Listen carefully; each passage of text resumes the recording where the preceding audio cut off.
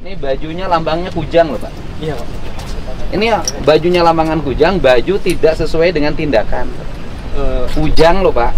Kujang di sini nih Bogor pusatnya nih, makanya bencananya terjadi. Nah sekarang tindakan kita itu melawan kujang itu sendiri.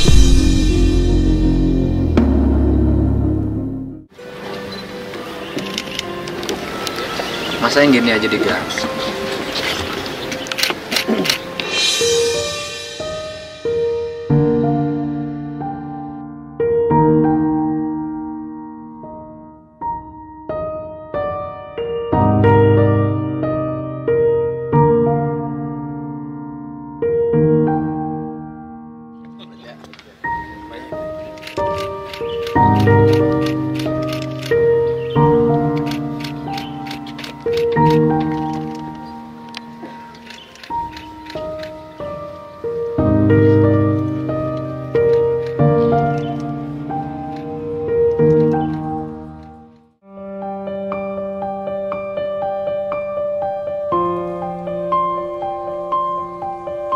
Bayangkan, kalau ternyata ilmu para leluhur kita yang selama ini dianggap sudah punah, mulai bangkit lagi. Bukan lewat gelar akademik, bukan lewat politik, tapi lewat sosok sederhana yang namanya makin sering disebut KDM.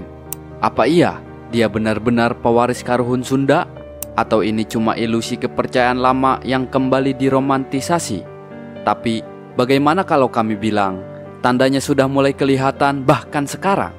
Dari pesan-pesan gaib, dari perilaku yang tak biasa, sampai kesaksian orang-orang yang merasa seperti tersentuh dari dalam.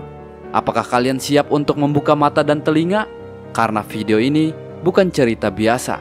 Ini tentang warisan besar yang sedang hidup kembali. So, tonton video ini sampai akhir. Let's go.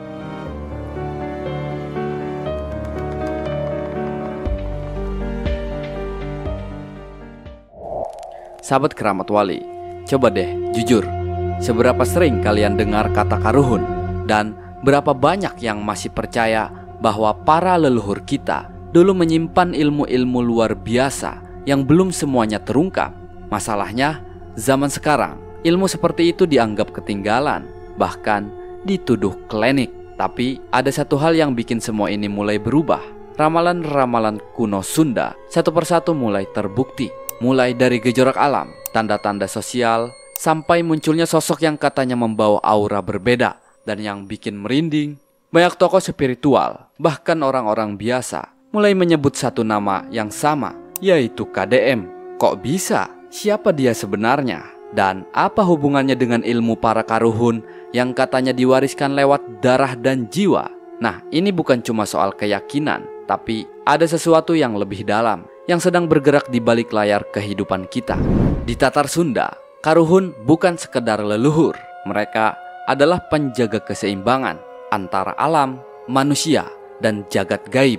Dalam naskah-naskah lama seperti Kropak 630, Baba de Galuh, hingga Wawacan Siliwangi, diceritakan bahwa para Karuhun memiliki ilmu langka, kasepuhan, kabuyutan, karomah, dan kawaskitan. Nah, ilmu-ilmu ini tidak bisa diturunkan lewat buku, tapi lewat getaran batin, tapa di puncak gunung, dan pertemuan rahasia dengan alam halus. Gunung Salak, Gunung Guntur, Gunung Cikuray, semua itu bukan sekedar tempat wisata, tapi dulu adalah tempat ngalokat, yaitu bertapa membuka mata batin. Para juru kunci zaman dahulu percaya satu hal, anu bakal datang, moal jauh ti getih Karuhun. Artinya, yang akan datang tidak akan jauh dari darah para leluhur. Nah, kalimat itu tercatat dalam lisan-lisan tua dari tokoh sepuh yang tidak pernah viral, tapi selalu diam-diam menjaga tradisi dan menyimpan pesan. Bahkan dalam catatan R. Satja Dibrata dalam cerita Parahyangan disebut bahwa akan datang seseorang dari keturunan lama yang ngamumule warisan ini, tapi tidak terlihat seperti tokoh besar. Justru tampak sederhana, tapi perilakunya menggetarkan. Nah, disinilah banyak yang mulai bertanya-tanya, apakah itu KDM? Karena apa yang ia alami dan ucapkan seringkali sama dengan petunjuk-petunjuk para Karuhun. Bahkan beberapa sesepuh Sunda seperti Ki Sunda Jati, Ki Agus Salim Cipaku, sampai juru kunci Gunung Salak pernah berkata, Eta jelma mah lain jelma biasa. Ari nyarekan taya amarah, ari nyenyet taya hawa nafsu, aya rasa karuhun dina sebutanana. Artinya orang itu bukan orang biasa, tegas tapi tak marah, diam tapi tak takut, ada rasa karuhun dalam ucapannya. Nah, dan sejak saat itu nama KDM bukan cuma jadi perbincangan, tapi mulai dianggap sebagai pewaris jalur yang sudah lama ditunggu. Sahabat Keramat Wali, kalau kita jujur melihat sosok KDM hari ini, ada banyak hal yang sulit dijelaskan secara logika biasa. Tapi justru semua itu terlalu mirip dengan jejak para karuhun Sunda. Mari kita lihat satu persatu. Yang pertama, berasal dari wilayah pegunungan. KDM berasal dari daerah yang dekat dengan gunung, yaitu tempat sakral dalam kepercayaan Sunda Wiwitan. Gunung bukan hanya simbol kekuatan, tapi juga tempat para resi menyepi dan menerima wahyu. Karuhun seperti Eyang Jatikusuma, Eyang Santri Sunan Ambu, semuanya berproses di wilayah gunung. Sama seperti KDM yang sering terlihat berinteraksi dengan alam, bertafakur, dan menghindari pusat keramaian. 2. Mewarisi ilmu tanpa sekolah formal. Ini yang bikin banyak orang bingung.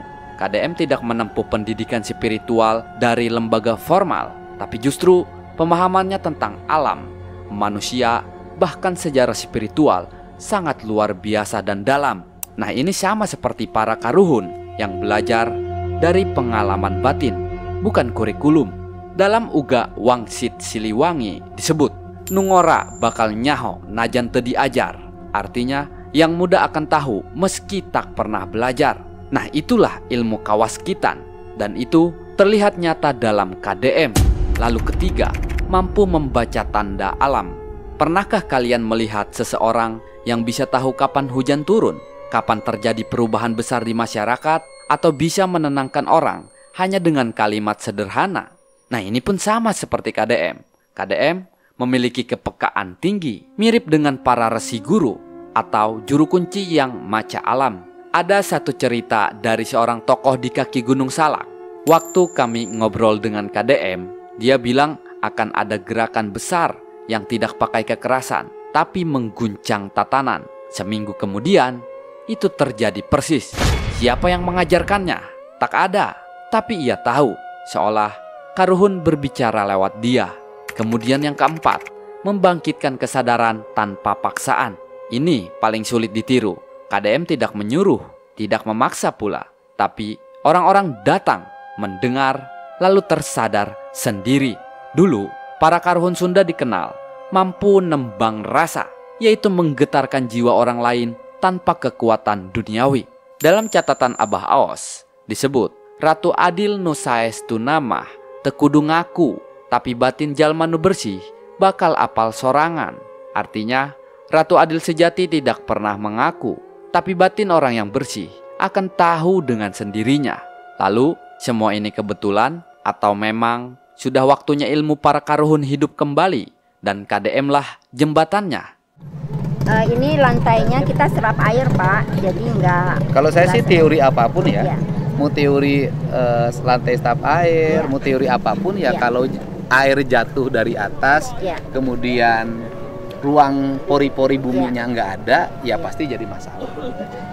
Iya. Gitu. Mau teori apapun ya. Iya.